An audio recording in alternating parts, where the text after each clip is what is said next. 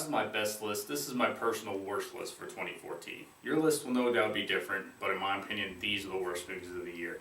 From dull characters, pointless story, weak delivery, terrible acting, these are my worst movies. Full warning that I've not seen everything, but I have seen a grand total of 30 movies this year. One more warning. There are several films that should be on this list, but I refuse to subject myself to shitty movies if I can help it. And I will not put anything on the list that I have not actually seen. So crap like Legend of Hercules, which should be high on the list, will not appear, because I haven't seen it. And lastly, I tend to avoid horror movies due to lack of interest. A good thing too, as my main YouTube reviewer that I like, Jeremy Jones, had 4 horror movies on his worst list. So at least you know my list will be a little bit more diverse. And as always, it's a spoiler free. Not that it matters with the crap on this list. Here we go. Maze Runner. It makes me really sad that this is on my list. It was so good at the beginning, like a cool episode of Twilight Zone. I hadn't read the book, so I had no clue what was going on when I walked to the theater. The acting was really good. I mean, the more I think about it, the more I think it shouldn't be on the list, but let me tell you why I put it here. The ending. More than any part of the movie, the ending is what matters most, because it's what you are left with. It is the final send-off by the movie. If you've ever had a really good friend and things ended badly, you may think some of the good times, but the way the friendship ended is what will ultimately stick with you. It's what you will remember most. And that is this movie. It had the most disappointing ending of any movie on this list. Sad to see it end this way, my friend, but Maze Runner, you're at number 10. Moses. Exodus, Gods and Kings. Yes, that was Batman as Moses. What a wasted opportunity this was to portray one of the greatest stories in the Bible. Instead of the majesty of the Ten Commandments or Prince of Egypt, we get Gladiator meets Moses. The setup for this movie was exactly like the first 30 minutes of Gladiator. Ridley Scott, where is your originality? The portrayal of God was insulting, and changing important plot points for the sake of nothing makes your changes insulting as well. All in all, I found this movie insulting. Which is what you can tell by the reuse of the word insulting. The most epic thing in the story of parting the Red Sea looks less awe-inspiring and more like a leftover scene from 2012. Guess we'll have to wander the desert for another numerous amount of years. Maybe then we'll get the adaptation of this story we deserve. Not the sword-carrying, action-oriented Moses of a Batman that we got. Nothing against Bale, who was great for this version of Moses. But this version of Moses simply was not Moses. Hollywood's need to add action into a story which isn't needed is blatantly obvious in this movie, and I just don't buy it. But this isn't going to be the only Bible-inspired story on the list. Lucy. I tell you what, this movie's starting to look less like a worst list and more like a disappointment list. But disappointment can only come from movies that have potential and they fail to live up to them. Evident in this movie, which is why it's on the worst list. Not all movies are destined to suck, and this is one of those movies that had a chance of not sucking. Scarlett Johansson and Morgan Freeman, what's not to like, really?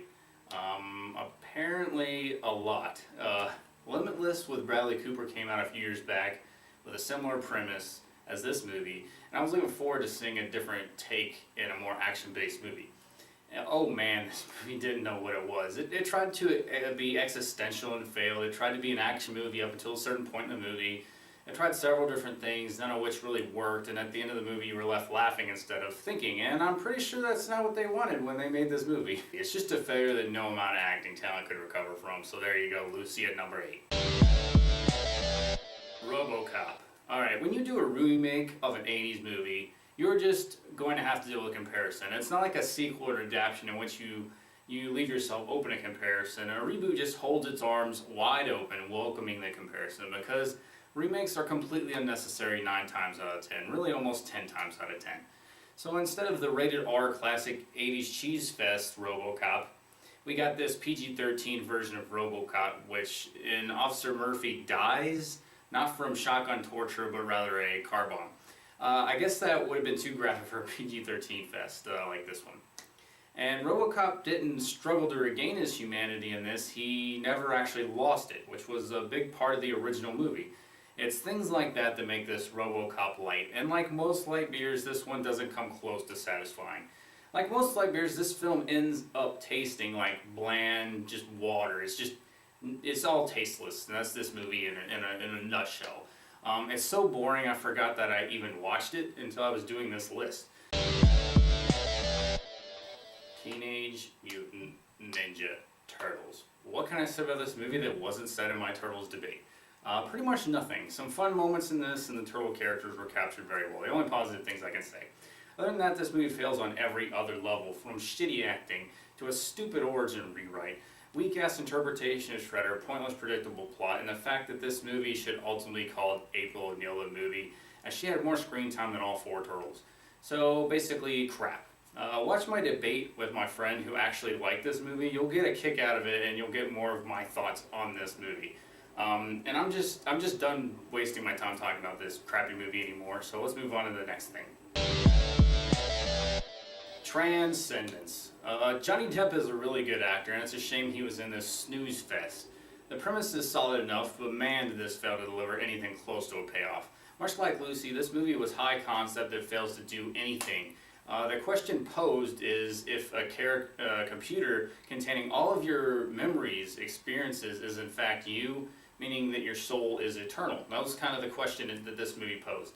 But that's pretty much all it did. It was a good question for a movie to give you, but as the only thing to carry the movie, you need to have something else to offer audiences, some substance. It's just a question with no answer, no substance. It's not enough to carry your interest. How sad that another movie with good actors ends up on this list, but oh well, don't pick shitty movies as your projects and you won't end up on my crap list. So there you go, Transcendence Snooze Fest number 5. Expendables 3. Okay, so Expendables 1 was a good nod back to the heyday of 80s action schlock. And it was very enjoyable for what it was. It was not about the plot, but just good old school action. Same with Expendables 2, but they had a little bit more plot. And again, very enjoyable for what it was, okay? This was not enjoyable. This movie is more than predictable. And there's no 80s action to this thing. It's all been thrown out in favor of a standard PG-13 action movie. You literally get rid of the one thing that defines your series, and the result is this awful conglomerate of predictable, joyless bullshit. And there's no Chuck Norris. Not since the third X-Men movie has the third film been so bad in comparison to the previous two films. I got maybe 3 minutes of enjoyment, 4 or 5, something like that. Not very much. It didn't escape the single digits as far as enjoyment from this movie. And that's stretching it. Stallone has admitted that this movie was a misstep and that Expendables 4 will go back to its R rating. So we'll see, but this movie's officially on my worst list. And there's no Chuck Norris. I, Frankenstein. Not to be confused with Will Smith's I, Robot. As a general rule, January is the worst month for theatrical movies. The biggest balls of shit come out in this month. And I avoid the theater like the plague. Seeing as I'm doing this video in January, don't go to the theaters. There's nothing there worth watching. Unless it came out in December. As I said before, I don't go to the theaters for stuff that I know is not worth my time. If I can avoid it, I can tell from the trailers and reviews what's worth my time and what isn't. So no, I did not go to the theaters to watch I, Frankenstein, because why would you go and see it? I watched it basically because I saw it on Netflix a few weeks ago, so I checked it out because I wanted to kill an hour and a half, and I figured, hey, what the heck, another movie to add to my worst list, right? And boy, did this movie kill my hour and a half. I haven't had this much fun watching such a crap in a while. I can't even remember the last time I had so much fun watching a junk movie. But I guess that's the joy of Netflix. You can find random junk and kill an hour and a half while you do something else, and just make fun of it, I guess. This movie has no reason to exist, and it makes me sad that one of my favorite actors, Yvonne Strahovski of Mass Effect and Chuck fame, is in it. She was the only bright spot in this thing, as you have Aaron Eckhart, who played Two-Face, channeling his inner Batman for the role as this dumb version of Frankenstein's monster. I'm Frankenstein. That's basically how he talks through the whole movie. Gravelly, I have lung cancer. That's basically, that's Batman, that's Frankenstein's lung cancer is basically what this movie is. And apparently there are no people in the city because I never saw one. Other than the two scientists, I don't think another human was in this movie. They're having their battles in the middle of a city and there's no humans around. I mean, I don't understand. I don't understand this thing or why it was made. Easily the most pointless movie on the list, but I had some fun with it. Just pointless. Pointless movie, pointless everything. Number 3. Noah. And here's the second biblical adaptation on my worst list. Oh my lord, why is this movie a thing? Again, a movie that could have been such a great examination of the human spirit and just visual spectacle, but instead turned into this shitty Lord of the Rings type bullshit. There are literally Gollum monsters in this thing, walking rocks that are inhabited by fallen angels. Maybe it's just me, but I don't remember that in the Bible, and that's fine if you want to add it, but what was the point? It's all completely unnecessary and only warranted by the need to defend Noah against another made-up adversary in the form of an army who wants to steal his ark. Not that that's out of the realm of reason, I suppose, but the whole thing is completely unnecessary. Hollywood's need to take a story that stands on its own and turn it into an action movie is clearly displayed in this basic bullshit. Sold under the guise of Noah.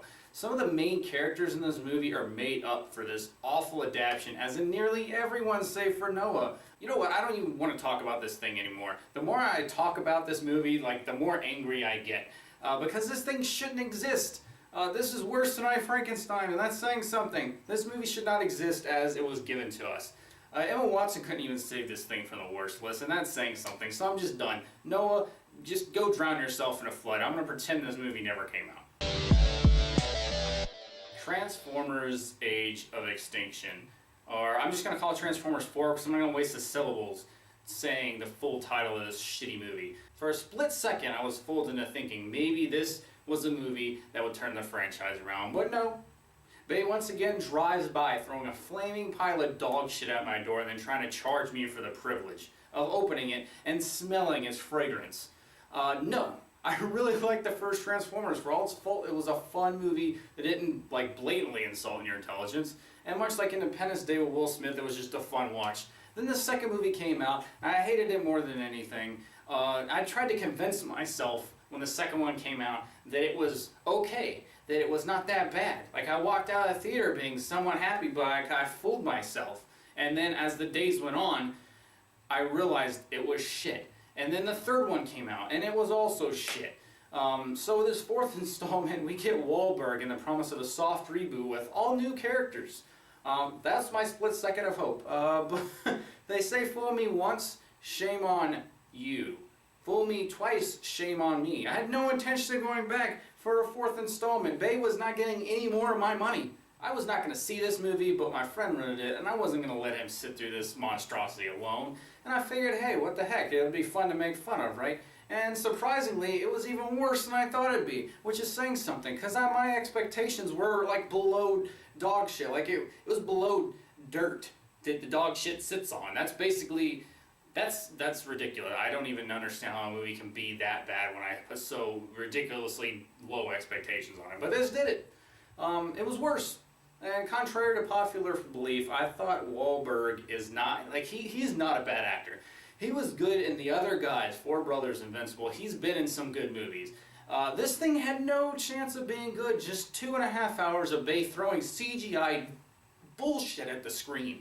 I didn't even think it was possible to give the Transformers less character, yet this movie accomplished it. So all in all, this movie accomplished the rare task of not even reaching the super, super, super low expectations I had placed on it. So I plead to all moviegoers out there, do not go and see Transformers movies. Do not give Bay any more money. You know what? Stop. Cut. Pause. PSA time. Stop it. Stop giving money to movies that don't deserve it.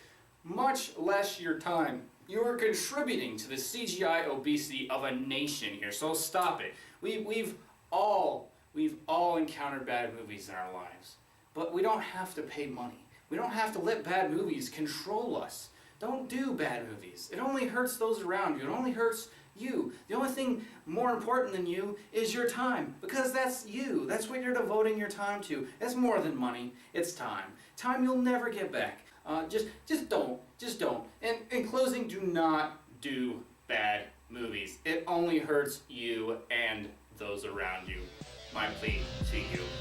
My worst list, there it is. I'm out.